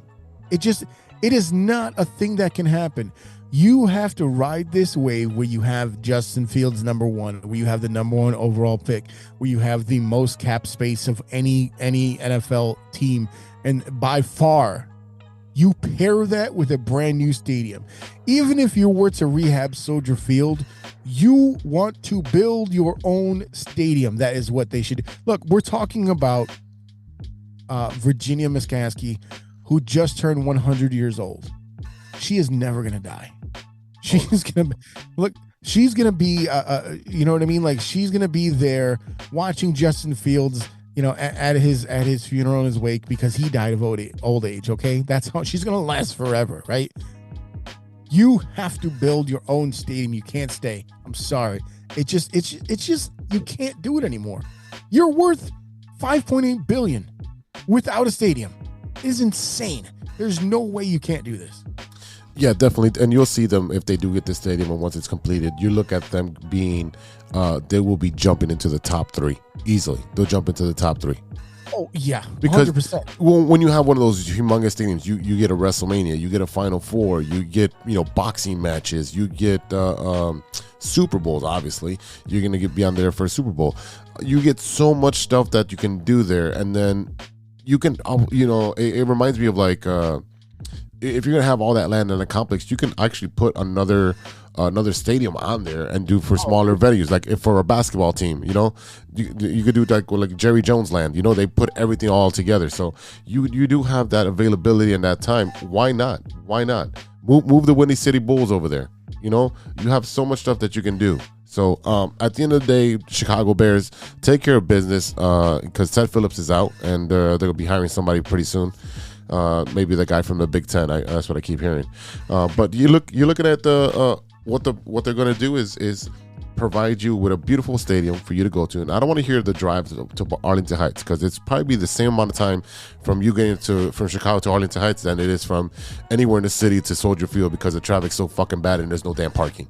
All right, so stop complaining about that. Stop playing. Oh, Chicago team's got to play in Chicago. Most NFL teams do not play in the city, the actual city that they're named after. So get over it. Let's move into. Yeah, it's a nickname. Move on to the 21st century where we can get nice toys. All right. I want to go to a beautiful stadium and then maybe even get a hotel and like, hey, you know what? I'm gonna have a good time, have a good steak, gonna have a good football game and enjoy my time at the hotel. Look, you got your hotel, you got your sports book, you got your casino, you got your alternate venue, you have your training facility, you have your practice facility, you have your tailgating, you have your parking structure. You have so many opportunities. This right here is a turning point for the franchise of the Chicago Bears, because I want to tell you something right now.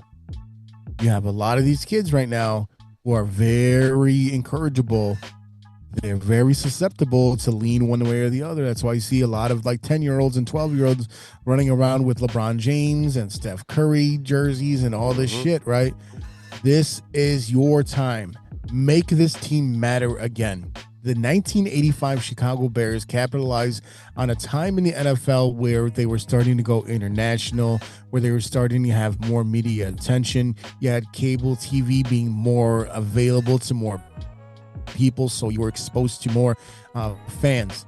Make this the time where you double your fan base. It can be done. Make people care again, not just this old fucks. All right, ladies and gentlemen, we'll be right back with Stirring the Pot after a word from our sponsors.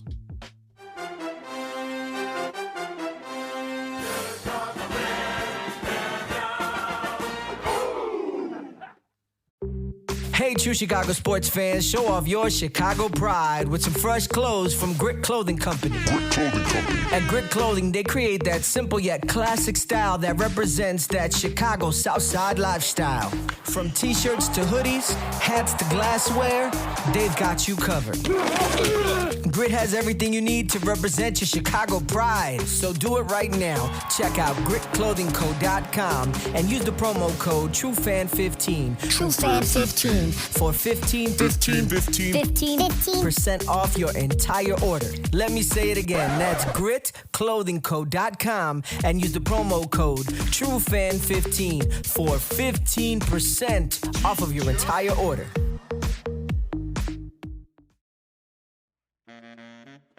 This is Enrique Calderon coming to you from True Chicago Sports Fan Podcast. Come check me out on social media, Enrique Calderon Official on Instagram and Facebook. Check us out. Y te lo dice Enrique Calderon. Welcome back to the True Chicago Sports Fan Podcast with E-Roc and Big-Z. Yes, sir. It's that time again, brother. Uh-oh. You know what time it is. Oh, boy. It's time for Stirring the Pot. All right, brother. So you introduced it at the beginning of the show. We talked about the abundance of Oreo flavors. So you're going to give me one of these random flavors and we're going to discuss whether it's a yay or nay. So do your work. I'm gonna give you. I'm gonna do quick fire. I'm gonna shout it out there, and you say yay or nay right away. Yeah. Ready? Okay. We'll go. Okay. Cherry cola. Yeah. That threw me off. Oh shit. Okay. That threw me off. Okay, that one I'm gonna say maybe. Yeah, and it has Pop Rocks. Yes. Has Pop Rocks. Okay. Banana Split. Yes. Yes. Rainbow Sherbet. Yes. I'm out on that one. That sounds gross. Watermelon. These are okay. So to be fair, this sherbet and the watermelon one is the vanilla and not the chocolate Oreo. Yeah, that would make sense. It wouldn't pair great with chocolate. All right, watermelon. Yes. I'm out on that one. I'm gonna try them. I want to try them. Berry Burst. So this is looks like supposed to be strawberry ice cream Oreo.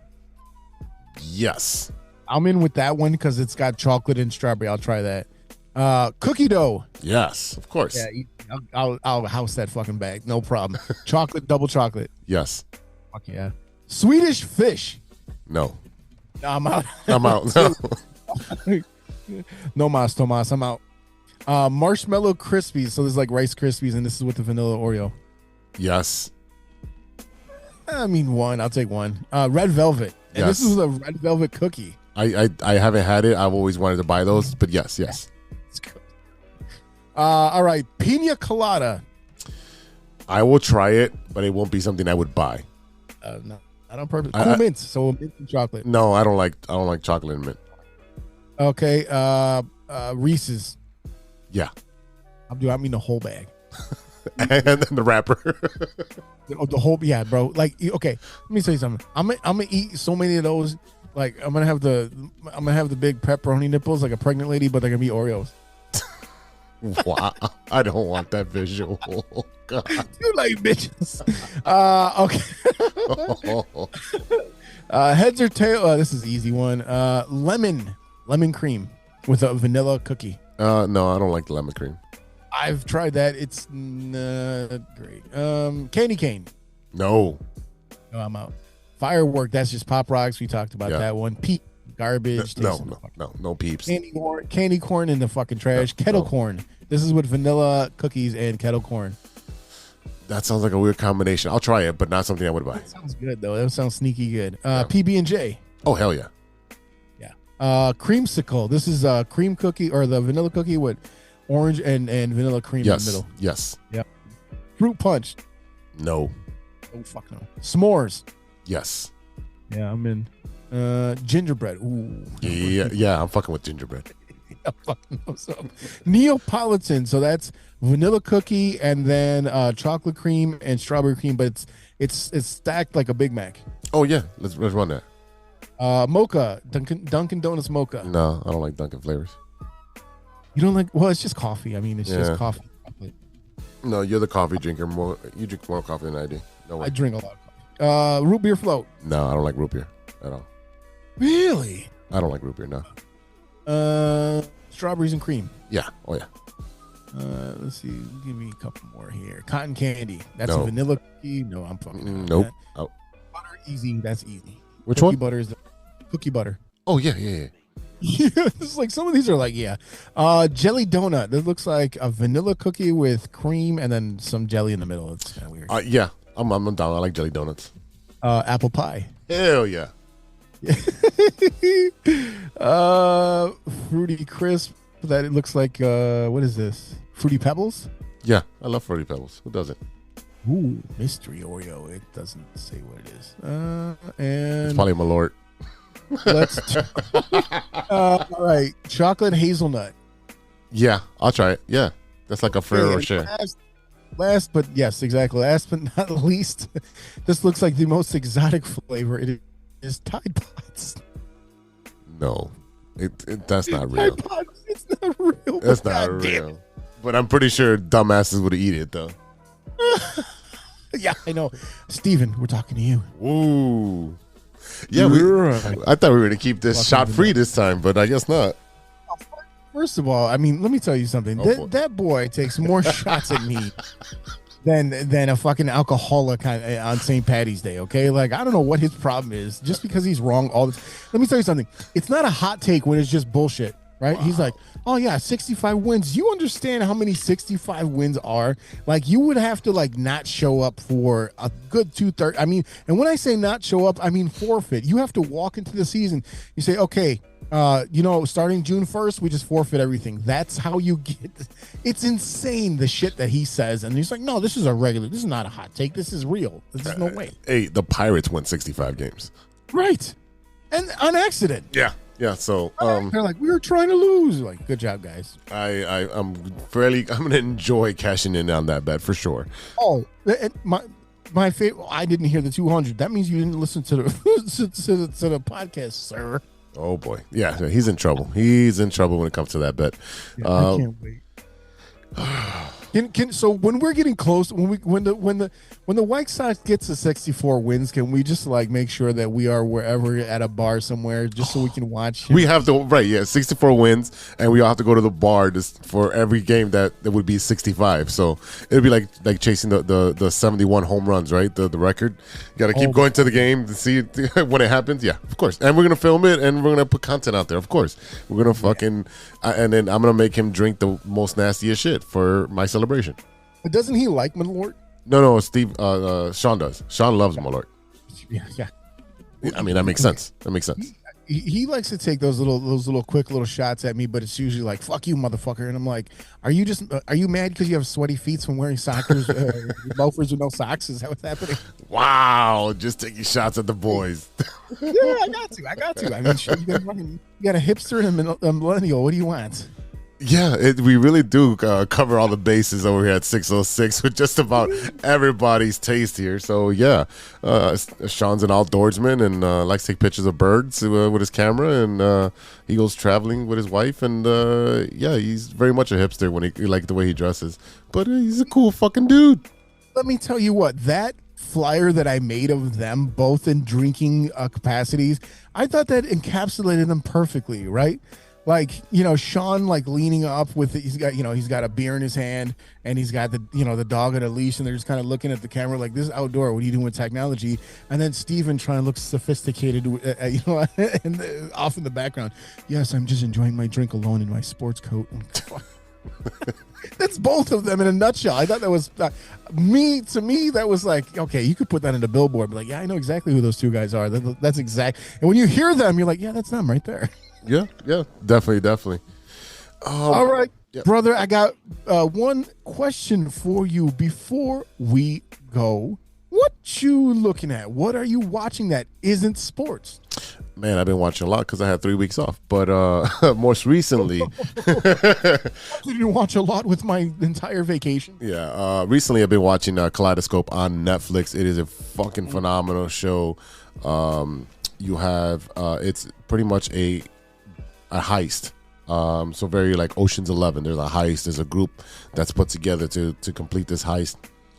Father and daughter relationship kind of thing happening there. He was estranged because he was in prison, and now he's trying to get his revenge by this bank heist. So he was a con man or a thief, you can say that, and he paired up with a con man. A con man flipped on him, and he went to jail. So Kaleidoscope pretty much takes place depending on how you watch it, because it's called Kaleidoscope because every time you watch the series, it's going to give you a different episode and not a sequential order. So you're watching the entire heist, entire story from different points of view because of the way you're watching the sequence of episodes. Each episode is a different color. So you may press play and you may get red, I may get green, and then it goes into purple or yellow or whatever. But everyone is going to get a different order of the episodes. So I haven't watched it yet, but I am familiar with the show. From what I understand, you can pick which color you watch in what sequence. And the reason I say that is because Netflix themselves came out and says this is how you watch it in chronological order, this is how you watch it backwards, this is how you watch it by color, this, you know what I mean? So Netflix has been doing a good job over the last few years of introducing their choose your own adventure theme, which is what this is. I think they did it with Black Mirror, which I still haven't seen that new version of it that they did. There is this reminds me very much. I don't know if you've ever seen the movie Memento. Where they work backwards, and it's you have to try to put all the pieces together as you go through. That was a phenomenal movie.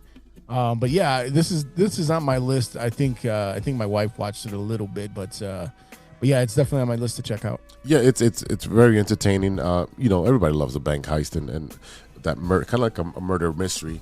But yeah, that's something that I really, really enjoy so far. Another show that I've been watching. I just finished Yellowstone, the newest season. I just finished the newest season of Yellowstone. I'm ready to get my cowboy hat and my Wranglers on. Yeah, it had its mid-season finale, so they'll be back in a couple weeks. But it is a phenomenal show, well written, well acted. Something that you should get on. I think there's 4 seasons available on Peacock, I want to say, and then the other one is watch any of the spin-offs yet? The guy, I think it's like 18 something and then 19 something. I know one of them. Yeah, that's exactly. I watched the 1880 something when it first came out with Sam Elliott. That was a great show. Surprisingly, the way it surprised how it ended right there. But the 1923, that's where I'm at right now. I think I'm on episode 2 of that one. That one's with Indiana Jones. Yeah. Harrison Ford and I think Glenn Close also. Yeah. So he's getting great. Taylor Sheridan is. I didn't. If you don't know who he is, if you remember Sons of Anarchy, he was the deputy. He was the deputy, the white boy, the one that was a straight shooter. He ends up getting murdered. He gets run over by whatever, another bike gang, whatever. But he did a couple of the other shows after that. But he wrote and he's been directing and producing this entire world per se, right? It's this Western world that he's actually producing, and he's actually a known rider of horses, and he has his own ranch and all that stuff. So he's really about that lifestyle. So a great series to watch. You can watch any of these series doesn't matter which order you watch them because there's reference to each other. So definitely something you want to watch. And then lastly, what did we 2 things that I did watch was Avatar in 3D. Okay. I really enjoyed it. It's a very long movie. I took like 3 or 4 pee breaks because I got a baby bladder. So you take a pee break in a fucking sitcom. What are you talking about? It's facts. You can always pause the sitcom though.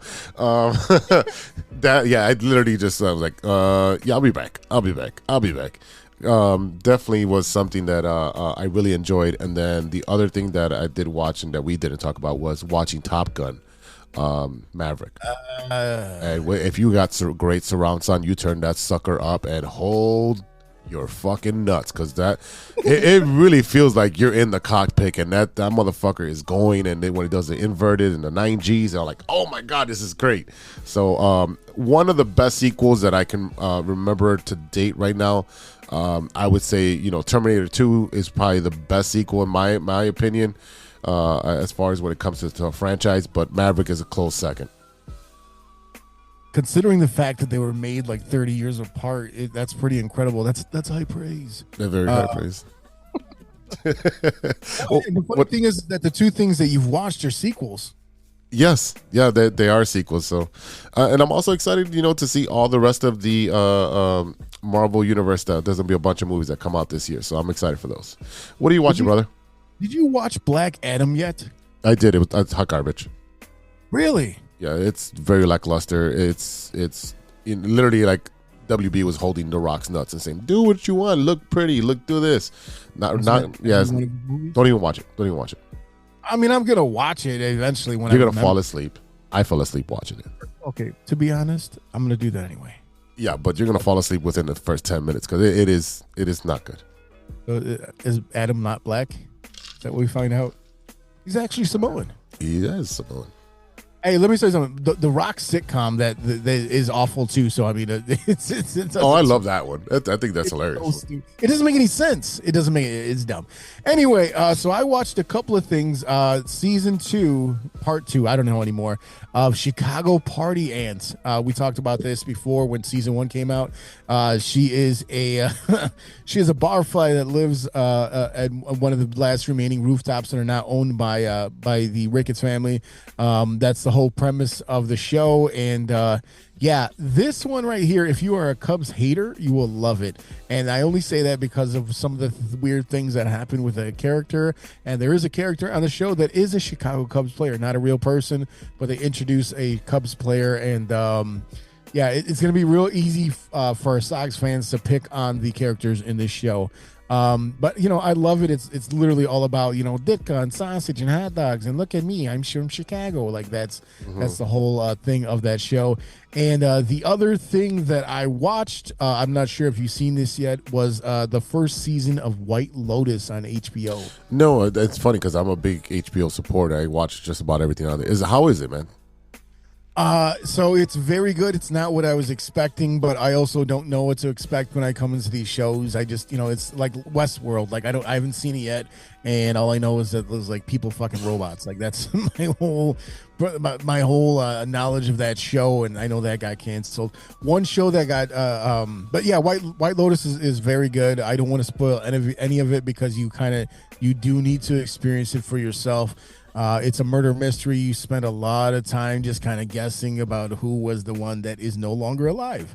And I'm thinking I might start season 2 or maybe 10 minutes of the first episode of season 2, maybe the same. Hey, there you go. One show that I did want to shout out. We talked about it before. One of my favorites is called Inside Job. It was about a group of Illuminati, that is underground. And even though it got a second, they won't call it season. They call it, I don't know what they call it. It was essentially a second season, but they didn't call it that. But yeah, that actually, it came out today that Netflix is canceling it, and that's really depressing because it is fucking funny and it is real tricky to navigate. So if you haven't seen it yet, go ahead and check that out. And of course, I'm all about the adult animation. So Chicago Party Ant is the other thing on that list. Good shows. Yeah. Well, look, hey, your vacation's over, so no more 17-hour sessions watching fucking Yellowstone and all the other bullshit on Peacock and Paramount. And all that other bullshit. Come on. You didn't watch any old WrestleManias or anything like that in there all that time to get off? Actually, I think was it this week or this weekend or probably even today. Season 4, episode 1 of This Is Awesome, I think it's called, which is a really good one. They have another one called Rivals. They have another one called... I forgot the name of the show, but it's on season 4 as well, and it's literally the best moments of Raw. So it goes all the way from like the first episode of Raw when Razor Ramon loses to the 1-2-3 Kid to Steve Austin coming in with the beer truck and fucking dousing everybody, or The Rock making fun of people and shit like that. So it has like all the moments. I think it's about 2 hours long, so it's really cool to see nostalgia wrestling. So. Of course I'm watching wrestling. Of course I'm watching Paramount. You know what's funny? I was just talking to someone the other day about I think Kurt Angle is one of my favorite wrestlers of all time.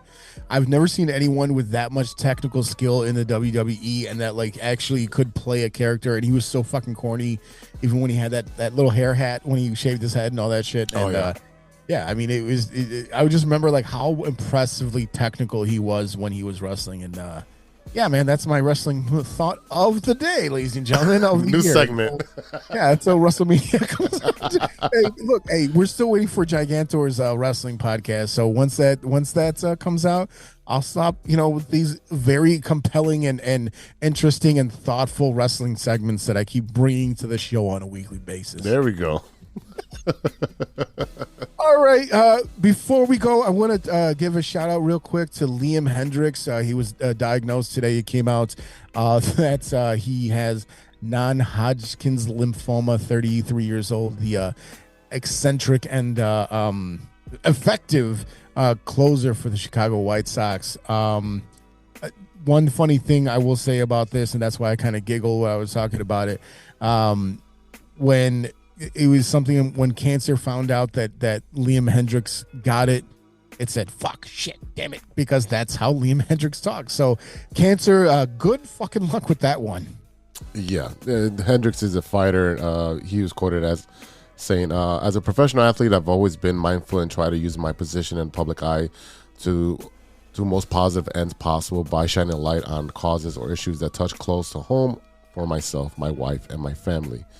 It is in that spirit that I want to share some personal health news I have learned in the past few days and do so on my own terms. So, I mean, this guy has supported so many great causes from the bringing Ukrainian refugees to the game and treating them to a shopping spree and all that stuff, to supporting little leagues, to gay rights or whatever it may be. He's been a supporter of animals as well, and this guy is just always giving back to the community and great causes. And this is everyone. It fucking just sucks. This is a good guy, and can't fuck cancer. This is all I wanted to say. Just fuck cancer. Like, I hate when good people get cancer. You lost your mic. I mean, look, bad people, you can get cancer all you want. Good people, yeah, stay away. Yeah, that would be cool. But yeah, and also once again, I got shout out to the fucking Lions, because I love the fact that you knocked out Aaron Rodgers and he was so solid. He thought for sure that he was gonna win. So hey, hey, fuck you, Aaron. I just gotta say that. You and Randall Cobb can walk off, lockstep, and go fuck each other. Anyway, all right. Ladies and gentlemen, thank you so much for listening. A big thank you to our sponsors, 606 Media, True Chicago Sports Fans, and Grit Clothing Company. Don't forget to go to gritclothingco.com and get your official TCSF podcast t-shirts. Search for keyword True Chicago and use our promo code TrueFan15 at checkout for 15% off of your entire order. That is TrueFan15. Go and get your shirts right now. And don't forget to check out the rest of the 606 Media lineup. The newest show in the 606 family is No Water on the Weekend with Stephen and Sean. It's a pop culture forward podcast that dabbles in funny trivia, film, television, music, and Chicago-centric news and happenings. New episodes are available on Mondays wherever you get your podcasts. And NBA is back in action. 606 Media, True Chicago Sports Fans, and Shy Native Entertainment presents All Net. Make sure to check out All Net with Mike Logic and Ideal after every Bulls game for breakdown and analysis. You can check out Mike Logic when he's not touring, because he just dropped his new single, Chips. Mike Logic and Joey Childs. This is produced by Max Julian, Miclogik. Go check out his Bandcamp. Go check out YouTube. Go check him out on tour. He's all over the place.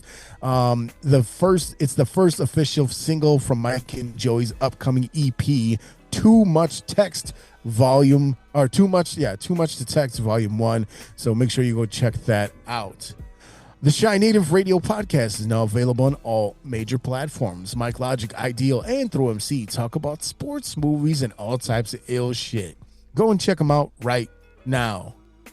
Shout out to Ronesh, Panic, Serious Beats, and custom made for the beats we played on today's show. Check out paniconthebeat.com for all your Moleman merch and gear. Check us out on social media. You can find us at True Shy Fans on Twitter and on TikTok. Find us on Facebook, IG, Spotify, and reach out to us on our email. We want to hear from you. Reach us at truechicagosportsfans@gmail.com.